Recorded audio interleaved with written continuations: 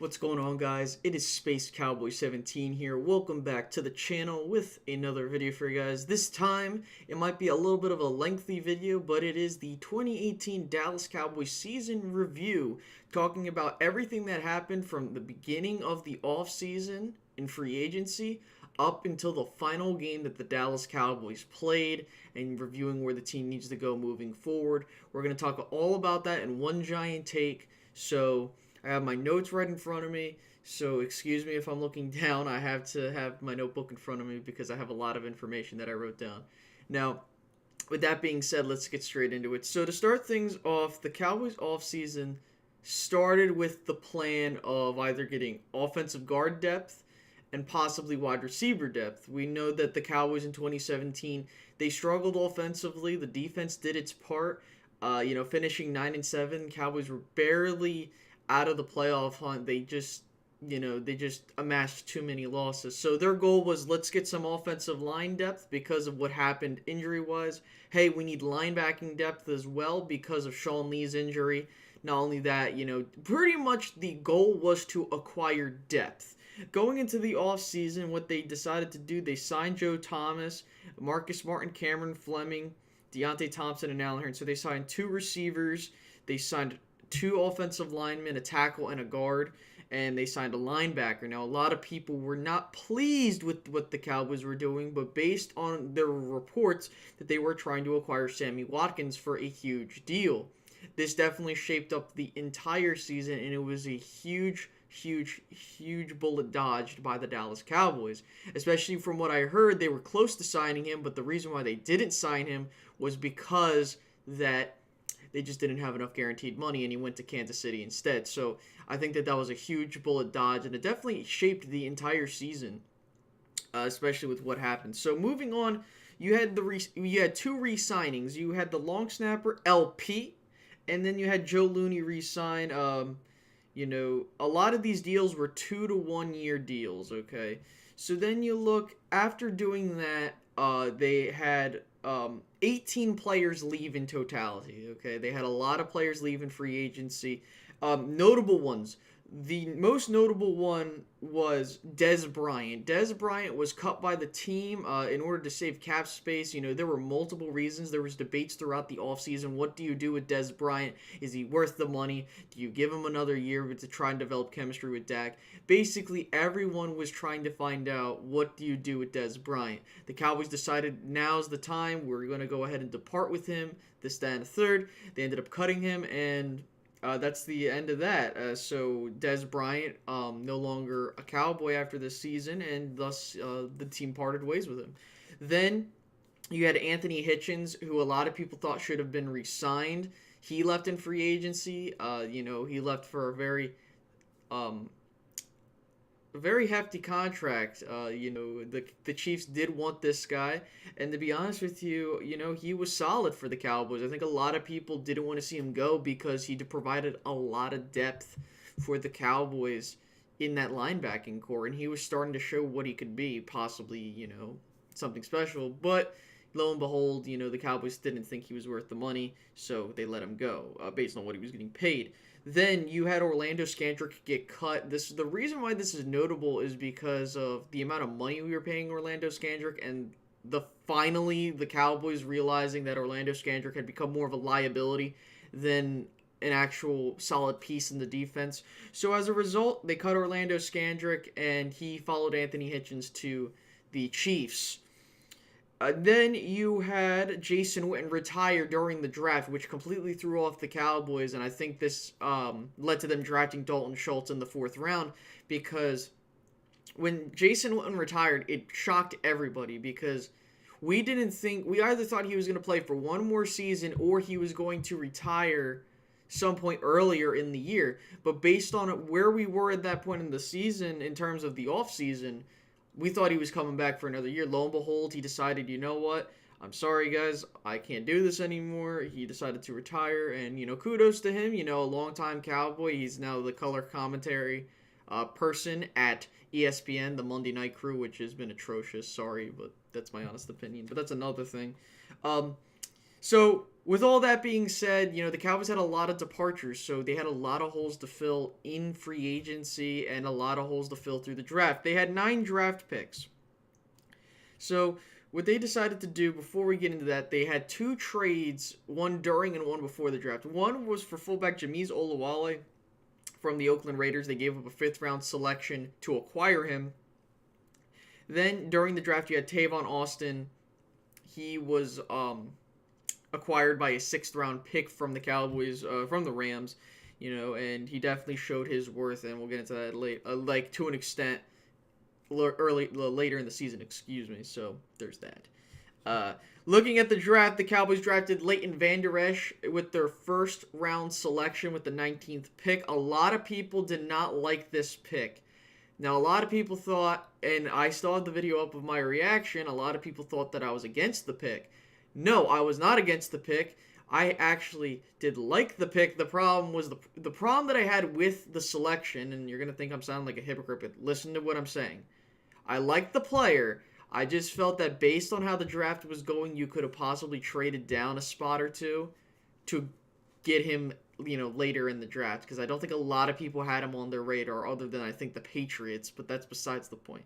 That we'll get into later how it very much impacted this season. Then you had Connor Williams, a guard out of Texas. A lot of people felt that he was a 1st round prospect because, of how he was at Texas at left tackle, and I definitely love this pick, especially considering the fact that I feel that Connor Williams, give him more time, he will become a definite solid starter on that offensive line. So there was that.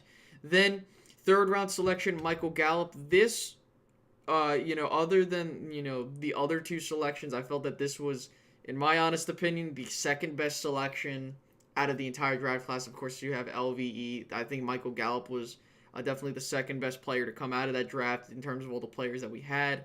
Especially with his impact, and a lot of this I'm alluding to, we'll get into later when I actually talk about the games and stuff like that.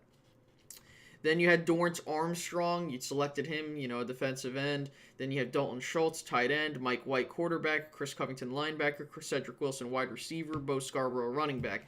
Now, a lot of these picks, unfortunately, we didn't see Cedric Wilson could do for the team, unfortunately, because he got hurt. But, a lot of these draft picks actually did solid work for us, especially our first 3 picks. Now we're going to get into the actual season. So, starting things off, the Cowboys, and if I didn't mention it, I apologize if I repeat it. Dan Bailey was cut before the season even began. Not like immediately, but it was during the preseason. I believe it was after the Texans game. Dan Bailey was cut. They went with Brett Maher. Random guy that no one knew who he was. I mean, he was a walk-on with us a couple of years ago, but they decided to keep him this time. So a lot of people, were like, whoa, what's going on? But start things off, Carolina. We went to Carolina to face them in the opener. We lost to them 16-8. Now, a lot of people were frustrated because they felt that the team could have played. Obviously, the team could have played better. Brett Maher missed a field goal. And the Cowboys kind of started to come along late, but unfortunately they couldn't get it done, so they they lost this game. Then you had the Giants game. The Giants game, the Cowboys won 20-13. Realistically, the score was more of a 20-6 kind of feeling because they did allow them to score actually a couple of garbage points at the end, so I would say it was like a 20-3 game, but that's besides the point. This is when the Cowboys kind of said, you know what, we're not going to be disappointing. Hey, this is what we actually are. Dak Prescott got his first touchdown pass this season. Tavon Austin also got his first touchdown reception of the season. And Zeke Elliott obviously had a pretty good game. If I recall, he did get a touchdown during this game, and it definitely helped us redirect ourselves going forward. Unfortunately, then the Cowboys lost the following week to Seattle. They lost by a score of 24-13. Now, a lot of people thought during this game that we were in for a rough stretch. Now, mainly for the reason that, hey, Dak Prescott threw 2 interceptions. He didn't look good. Zeke looked phenomenal, but he fumbled when he had the ball. The Cowboys shot themselves in the foot so many times. it was ridiculous. So a lot of people were frustrated with this loss, and as a result, this is where a lot of people started getting frustrated with the team. I felt with the Seattle game. Then following week, Detroit. Now Detroit was an interesting matchup because the Cowboys, uh, they were doing well. They were running the ball all over Detroit. They were up at one point 23-13, if I recall, and they ended up blowing that lead. They were then down 24-23 with a couple minutes remaining. Cowboys, Dak Prescott, they drove down the field and they got the game-winning field goal with a pass that set them up with Dak to Zeke, which was surprising to a lot of people, and that pretty much gave us the win there, and we got back to 500.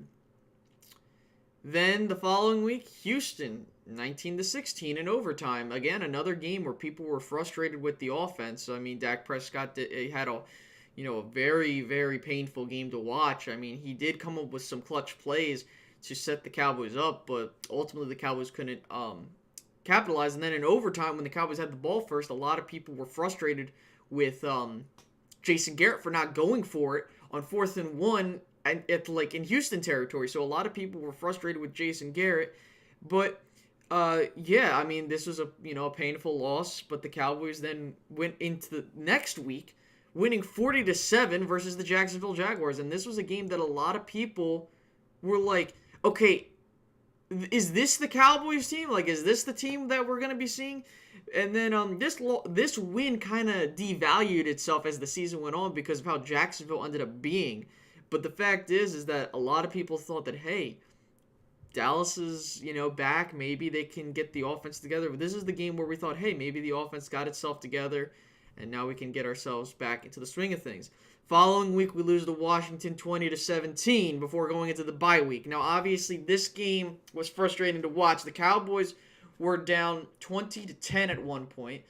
They managed to try to make it close. Obviously, the problem was that Brett, this was the snap infraction game where Brett Maher he was going to go kick the field goal and then snap infraction, move it back 5 yards. He misses it off the upright and we lose. Now, obviously, the Cowboys kind of Dak Prescott with the fumble touchdown, that definitely made things worse because if that doesn't happen, then the Cowboys most likely win that game.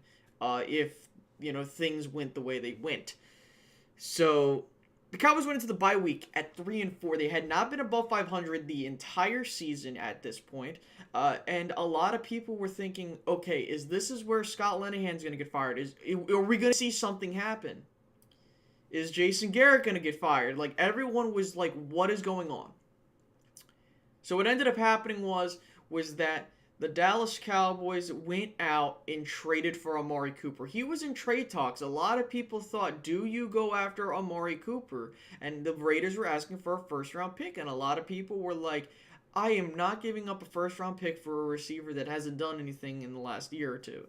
And a lot of people forget how good Amari Cooper was. So there was that debate that went on. And lo and behold, the Cowboys were the team that decided, hey, you know what? Let's do it. This division's still in our hands. And this is when Washington was kind of starting to pull away from most people's eyes. Philly was still kind of struggling. The Giants were being the Giants at this point. They only had like one win.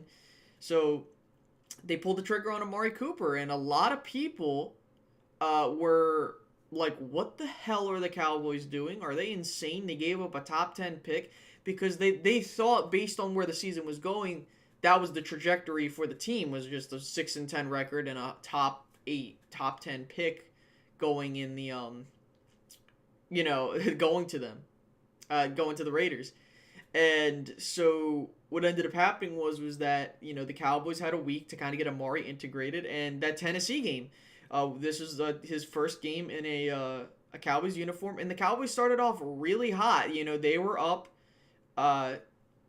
7-0. They were marching down the field, and then Dak Prescott threw an interception in the end zone trying to find Cooper, and I think he was trying to force it to him, and that's when momentum kind of started to swing. The Cowboys had so many fumble recoveries, I believe like 2 or 3, and they couldn't do anything. They ended up losing 28-14. They couldn't get themselves back in the game, and after that game, everyone was just so done with the season. They were like, this is ridiculous. He gave up a first round pick for Amari Cooper. Jason Garrett, he's doing horrible. Scott Linehan's doing horrible. And keep in mind, the offense was still sputtering in this game.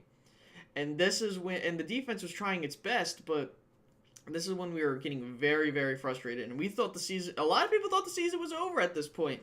Because, listen, you let Tennessee walk in there and just dominate you on Monday Night Football, especially after getting Amari Cooper.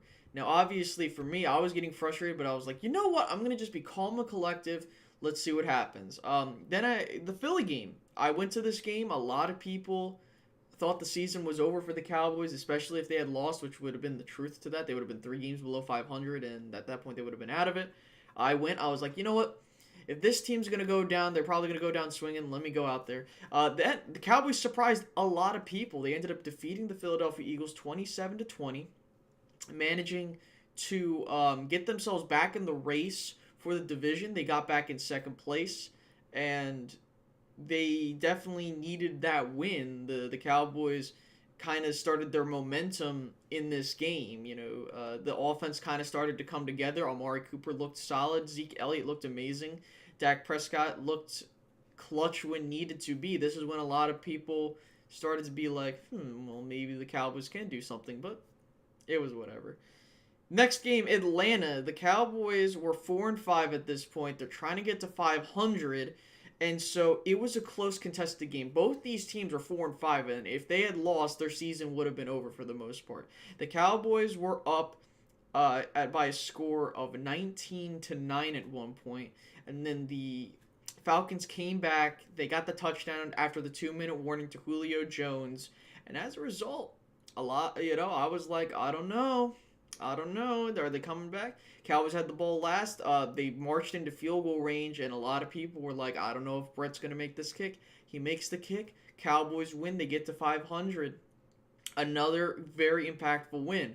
Then, the Washington game. This was for first place. Washington was starting their free fall after Alex Smith's gruesome injury, and the Cowboys had an opportunity to seize the NFC East and get first place. So as a result, they went out there and they started off slow, and then the Cowboys just exploded. Amari Cooper exploded for 2 touchdowns and 180 plus yards. Dak Prescott had a great game. Ezekiel Elliott had a solid showing. I mean, the defense, DeMarcus Lawrence had an interception. They had 3 interceptions in that game. And as a result, the Cowboys started coming on people's radar. They're like, hey, here come the Cowboys. They're now 6-5. And then there were the people that were like, they're facing the Saints next week. Or on Thursday. Who cares? So that was the Thanksgiving game. Then New Orleans, Cowboys win 13-10. And this was probably the most defining win of the season when they won this game, because it basically allowed the Cowboys to have a breath of fresh air and have much more leeway go in their favor. The main reason for that is that the Dallas Cowboys needed that win, and they got it. They went to 7-5. They beat one of the best teams in the league, and they definitely showed that, hey, the Saints are beatable, and it definitely opened up the rest of the entire playoff, because then everyone was all freaking out about what was going on. So the Saints ended up losing to us. It was kind of like a deja vu moment, because we needed the win more than the Saints did at that point in time. And then, lo and behold, we went to 7-5. And then Philadelphia started creeping their way back into the division race. After being at 4-6, they managed to win 2 straight games and get to 6-6. The Cowboys were 7-5, and they were looking for a kill shot to win the division. The game started off slow, similar to that of many of the other games. Then the Cowboys started to come alive. Obviously, the Cowboys were up 9-0. Dak Prescott threw 2 interceptions that kept Philadelphia in the game, and a lot of people started getting frustrated at Dak again. Then Dak and Amari and Zeke, they got all together, and they started to they started to gel. Zeke was running all over the Eagles, and then Dak Prescott found Amari for the touchdown, the dime touchdown I like to call it, because it was a perfectly placed ball. Go up 16-9. The Eagles drive down the field. They're scoring a touchdown. Now it's our turn. first play from scrimmage, bombed to Amari Cooper. And then the Eagles, they went down. They scored a touchdown. The Cowboys tried to get in field goal range. They couldn't, unfortunately. They went into overtime. And this was probably the most amazing overtime drive I've ever seen, because they just marched down the field, slowly draining the clock, tiring that Eagles defense out. They went for it on 4th and 1. They got it. And then the craziest part of it all, Dak Prescott, after the 2-minute warning, on 3rd and 8, 3rd and 9, throws it to Amari Cooper for the game-winning touchdown. The Cowboys got a stranglehold on the NFC East. It was a kill shot for the Eagles for winning the division, and the Cowboys needed that. If the Cowboys had lost that game, and I even said this before the game even began, I vividly remember saying that whoever wins this game is going to win the division, and it showed.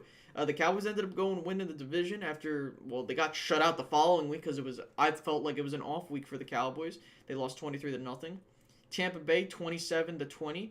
And then New York, they won 36-35. I mean, this is when the Cowboys were trying to get momentum going into the playoffs, and they ended up getting 10-6, winning the NFC East and getting a wild card matchup as the 4th seed in the NFC playoffs. So the Cowboys definitely had a wild ride season, but they managed to win 9 out of their last 10 to get to the playoffs, which a lot of people, if you said that during the bye week, would think you're insane. Going into the postseason, the Cowboys defeated the Seattle Seahawks 24-22. A lot of people, I know I keep saying that, but it was true. A lot of people doubted the Cowboys this season. They were like, "Oh, the Cowboys can't beat Seattle. The Cowboys can't do this."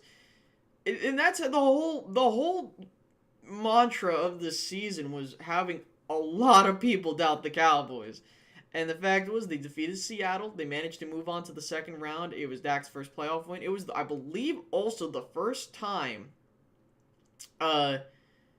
since Emmitt Smith and Michael Irvin, where you had a 100-yard rusher and a 100-yard receiver in a playoff game, in the same playoff game, keep in mind you. First time in however many years. So there was that. Then the unfortunate demise of the Cowboys meeting with the Rams in the divisional round. Now, a lot of people thought this was a favorable matchup for the Cowboys because the Rams, we don't know what's going to happen with them. We don't know what Rams squad we're getting. And this ultimately became the downfall of the Cowboys, because the Rams ended up being a very much worse off matchup for the Cowboys than we anticipated.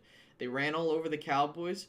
The Cowboys were up 7-3 at one point after the first quarter, and they did punch them in the jaw on their opening drive, and the Cowboys were moving the ball, but the problem was they couldn't capitalize. The Cowboys at one point made it an 8-point game, and then the defense couldn't make a stop. Our greatest strength ended up becoming our greatest weakness, and the Cowboys tried their best, but they couldn't get the ball back for a chance to try and tie the game up hypothetically, and that's how the season ended. It was a pretty salty taste of a loss, because it was like, we could have won this game, but we couldn't make a stop. It was just the way we lost was horrible. So I'm going on for 20 plus minutes, but that's what you do with a season review. You talk about everything that happened and all this other stuff. So the Cowboys ended up finishing the season 10-6. They got a playoff win. They went 1-1 in the playoffs, unfortunately. And, there wasn't much more you can ask from this team, especially considering the fact they were 3-5 at one point to go to 10-6, win a playoff game against Seattle nonetheless, and kind of make it a game versus the Rams, who were one of the best teams in the league. No one expected the Cowboys to win. They made it a decently, somewhat close game, but not really, statistically speaking, but it's whatever. Now, going into this offseason, the Cowboys have a couple things they need to address. They have a ton of big star players on their roster that they need to re-sign. They got DeMarcus Lawrence. Zeke wants its contract extension. Amari Cooper, contract extension. Dak Prescott, contract extension. Byron Jones, a contract extension. A lot of people, they... I wouldn't have expected the Cowboys to be in this position to be paying a lot of stars. Well, then again, I could have expected it because of how the season went. But if I'm the Cowboys, you have to resign your players. Got to resign your players. You got to keep your young nucleus together and let them continue to gel. I mean, you're not going to franchise tag Tank again, because if you do that, he's most likely going to leave the following year because he's going to ask for even more money. So if I'm the Cowboys, you can just re-sign your star players. Do not worry about any free agent splashes. I would love to get a Earl Thomas or a Landon Collins, but to be honest with you, what's more important for the Cowboys, re-signing their star players, build through the draft. I know they don't have a first-round selection, but I still think that the Cowboys can get some quality players. What should be the targets? First things first, a lot of people want to say a tight end is the priority target, but honestly, you can go in free agency, get a tight end. My priority is you need a big defensive tackle to plug up the middle of the field, the middle of the line, excuse me. The Cowboys are missing that. The Cowboys need a very, very, very good defensive tackle. They got some solid defensive ends. They got some solid people in rotation, but they need a defensive tackle that can stuff up the middle. Whether they do that in free agency or the draft, that is their number one priority, because that is what I think was the downfall of that team versus the Rams game, was because they had no defensive tackle that can disrupt their blocking lanes and all this other stuff. Then a tight end. The tight end would be my next priority, because obviously you have something with these other guys, but I just think that they won't put you over the top. So I think that you might need to get a tight end to help you out there. The Rico experiment was a failure, and I think that they need to go after that. And then their third need is more offensive line depth and just depth in general. The Cowboys, they haven't solved the left guard position. Is it going to be Suafilo? Is it going to be Connor Williams? Who I think it is. It's going to be Connor Williams. What do you do with Tyron Smith? Tyron Smith is getting up there in age. Do you trade him? Do you get an extra draft pick for him? Possibly a high draft pick for him. Travis Frederick, who's making progress, is he going to come back? Zach Martin, can he get some rest and hopefully he can stay, healthy? Which, he had a knee problem bugging him all season, so I don't think he was playing at 100%.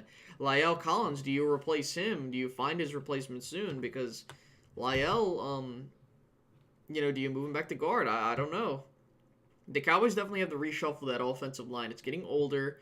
Unfortunately, their offensive line isn't as cohesive as we thought, and I think they need to fix things up to make it more efficient. Okay, Cameron Fleming filled in well when Tyron was out, and that was surprising to a lot of people. Of course, I forgot about Sean Lee, but the reason why I didn't talk about Sean Lee as much, because I wanted to save this for last, okay? The most impactful things that happened during the season were two things. Obviously, the Amari Cooper trade, which was probably the best midseason trade I've ever seen in my lifetime, and Leighton Vander Esch. A lot of people thought that this guy was just some random dude that can't play linebacker, another Bobby Carpenter, and, I keep saying the phrase a lot of people, but that's how it was. Majority of people thought that Leighton Vander Esch was not going to be a good guy. He was going to suck, or he was going to be mediocre. This guy comes in with Jalen Smith. Oh my God, these two looked amazing. They were probably one of the best linebacking duos, young ones at that, in the NFL. They just wreaked havoc in the middle of the field. And Leighton got to a Pro Bowl, and he was second-team All-Pro for a rookie. That's insane. If you were to tell me that this guy would have done something like that, I would have thought you're crazy. There's no way. He was the Zach Martin pick on defense. Remember when Zach Martin, a lot of people didn't like the pick because it was a safe pick. They wanted the quarterback, Johnny Manziel, but they didn't. Yeah, it was a very mirror image to the 2014 draft when the Cowboys had a chance to get a hot commodity in the Calvin Ridley, the Cortland Sutton, the DJ Moore or whatever. But hey, you know what? It's okay. The Cowboys ended the season 10-6. They are on the right path right now. I think that they need to fix that offensive scheme. They need to get rid of Scott Linehan. I feel that with Chris Richard, his emergence on that defensive line, I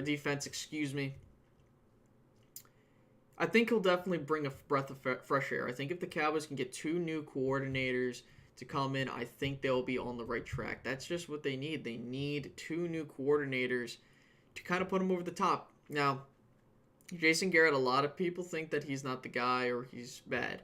He's not horrible. He's okay. He's good at times. My thing is he is very reliant on his coordinators. If his coordinators suck, then he's gonna suck. You see what I mean? So if I'm the Cowboys, you need to get new coordinators. That's another big thing they got to do. Other than that, I think that's pretty much it, guys. The Cowboys had a pretty rocky season in 2018. They finished off strong, and they won a playoff game. You couldn't ask for more with what they were doing. Obviously, I want to see them win the Super Bowl every year, but unfortunately, that won't happen every time. They won't win the Super Bowl every year, but definitely this season definitely showcased where this team can go. The Amari Cooper trade single-handedly saved this franchise from going in the wrong direction. And I think that if the Cowboys can get themselves together, get some quality depth and draft picks to help them out, I think they can definitely do well the following season. But hey, I want to hear what you guys got to say. What do you guys feel about the season? Would you grade it? How would you grade it on a scale of F to A+? For me, it's a B+, A-. Now, you might ask yourself, that's a bit high for that kind of season, but it's because of what they did during the season, how things transpired, how the draft went, how we did. Trust me, the way that it went down, it's a B+ at worst, A- at best. And what prevents it from being an A+, obviously, they started off rocky, and, they had free agent acquisitions that didn't work out, like Deontay Thompson, for example, and Marcus Martin, for example, even though I felt like that was more like whatever. But, hey, that's it. I just want to see what you guys would letter grade the season. What would you guys do in terms of all that? And I thank you for your time if you made it to the end of this video with it being 30 minutes long. But, hey, it's a full season review. So, with that being said, guys, I hope you guys have a wonderful rest of your day, and I will be seeing you guys later. Make sure to like and subscribe. All right, guys. Bye-bye.